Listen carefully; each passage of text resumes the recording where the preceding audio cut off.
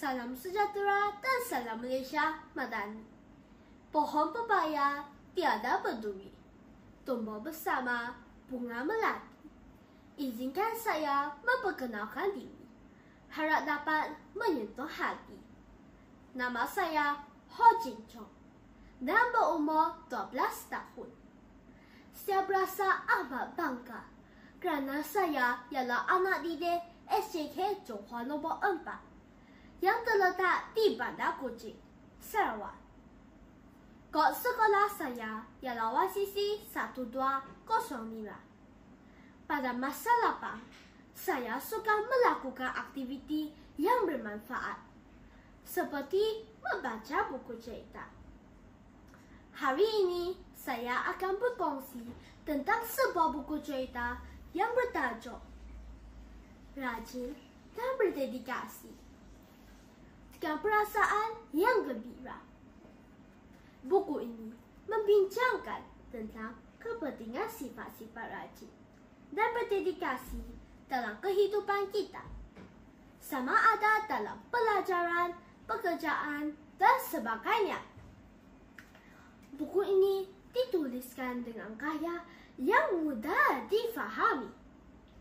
Buku ini adalah hasil karya Muhammad Ismail Ahmad dan diterbitkan oleh penerbit Orchid pada tahun 2005.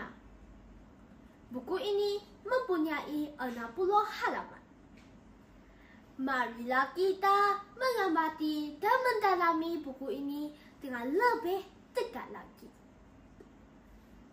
Buku ini mengisahkan tentang rajin dan berdedikasi. Untuk menjadi seorang yang rajin, kita mestilah meningkatkan beberapa prinsip seperti berfikiran positif, bersemangat, disiplin dan sebagainya. Berfikiran positif amat penting sebagai asas untuk segala bentuk tindakan. Bersemangat maka membantu kita untuk mencapai matlamat dengan lebih mudah lagi.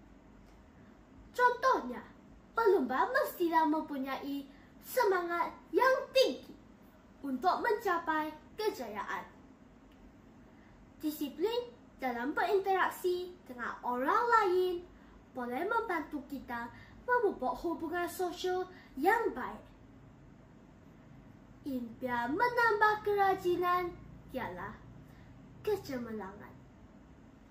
Buku ini juga mengisahkan tentang cara-cara untuk membina sifat-sifat rajin. Antaranya, kita boleh mencuba perkara baharu.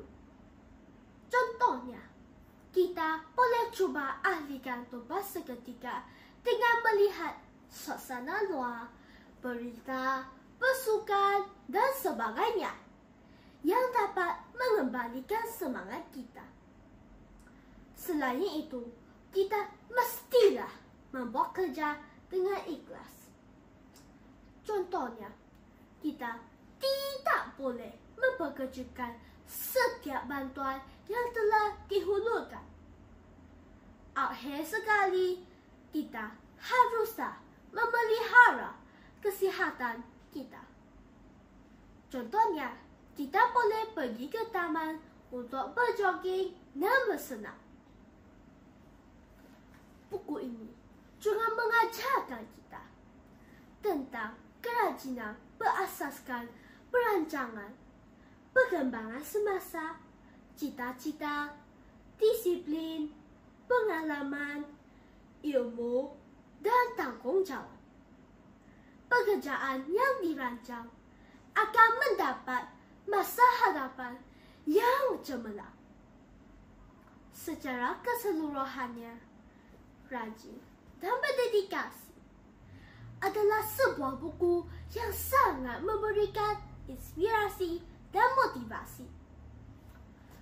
Ia bukan sahaja mengajar kita tentang kepentingan usaha gigit, tetapi juga memberikan bantuan praktikal untuk menjadi lebih rajin dan berdedikasi dalam kehidupan kita. Saya amat mengusulkan buku ini kepada sesiapa yang ingin meningkatkan disiplin diri dan berusaha ke arah kejayaan. Harap perkongsian saya dapat memberikan manfaat. Sekian, terima kasih.